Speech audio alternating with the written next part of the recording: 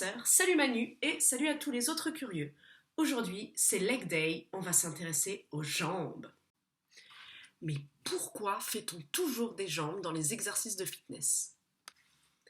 Eh bien en fait, c'est très simple, ce sont les plus gros muscles de notre corps. Alors ce serait quand même trop dommage de les laisser feignasser sur le canapé. Bon, allez, tu viens, on va faire bosser tout ça. On va démarrer par le squat serré. Alors ici on se place, les pieds quasiment joints, le poids est bien dans les talons et on va venir s'asseoir les hanches vers l'arrière. On expire en rentrant le ventre à la montée. Quelques consignes sur cet exercice qu'on va mieux voir de profil. D'abord, gardez les pieds bien à plat. Donc, je rappelle le poids dans les talons. On veille à ce que les genoux également n'avancent pas et ne dépassent pas les pointes de pied. Voilà, c'est la grande limite. Et ensuite, on veille à garder le dos bien plat et on essaie de se redresser au maximum sans cambrer. Donc pour ça, les abdos sont bien contractés. Maintenant, le squat médium.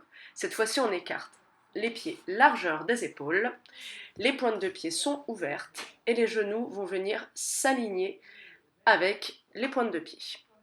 Comme tout à l'heure, on vient s'asseoir vers l'arrière. Et petite consigne supplémentaire, je veux que les genoux et les pieds exercent une pression vers l'extérieur, surtout quand on remonte, de manière à ce qu'ils ne se referment pas.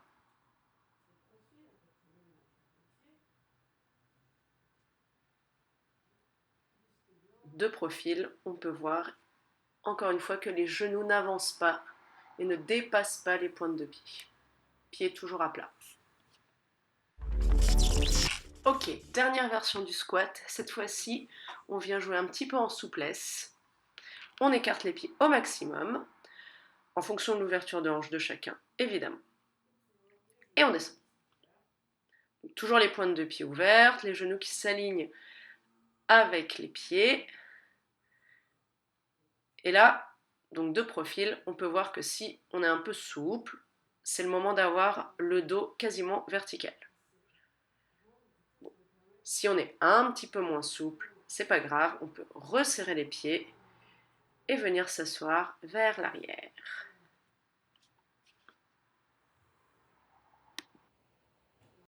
Exercice suivant, les fentes.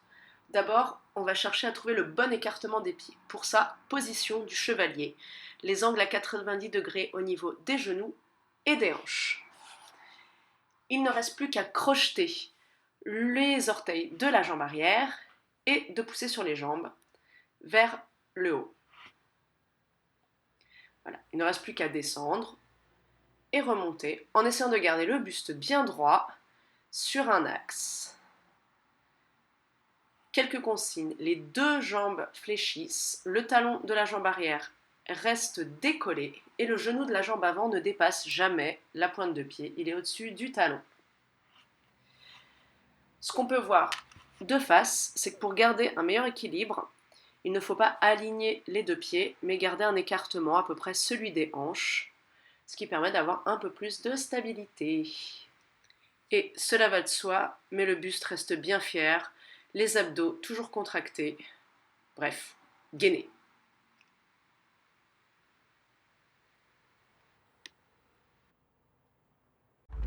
Maintenant, on peut s'amuser à combiner tout ça.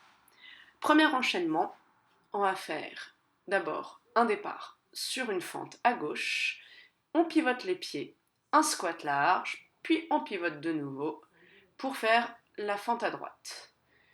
Il n'y a plus qu'à continuer comme ça, jusqu'à ce que mort s'en suive.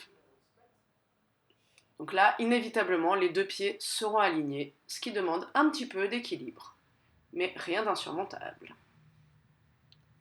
Au fait, je vous ai dit qu'il faut se grandir.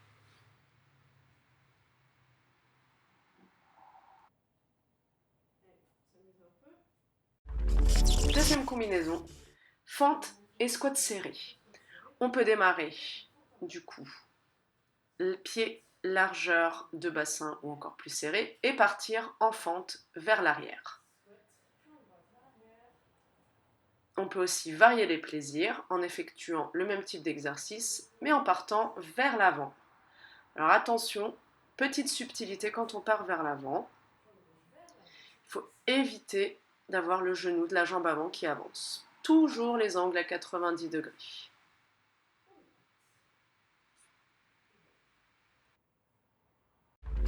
Et maintenant, on combine tout.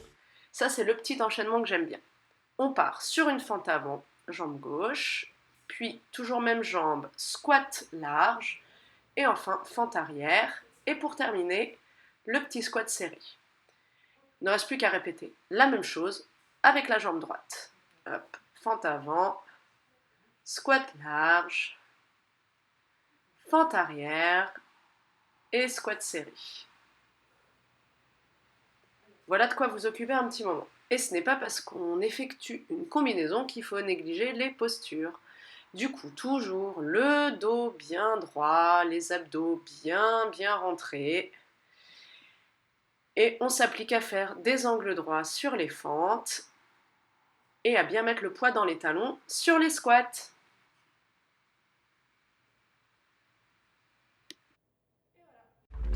Et une fois que tu maîtrises tout ce qu'on a fait avant, tu peux t'amuser à faire des fentes sautées.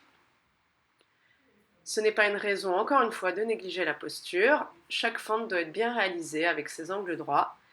Et plus tu gaines, plus ton buste est fier, plus c'est facile, car tu es plus léger. Allez, et dernier exercice, les squats sautés.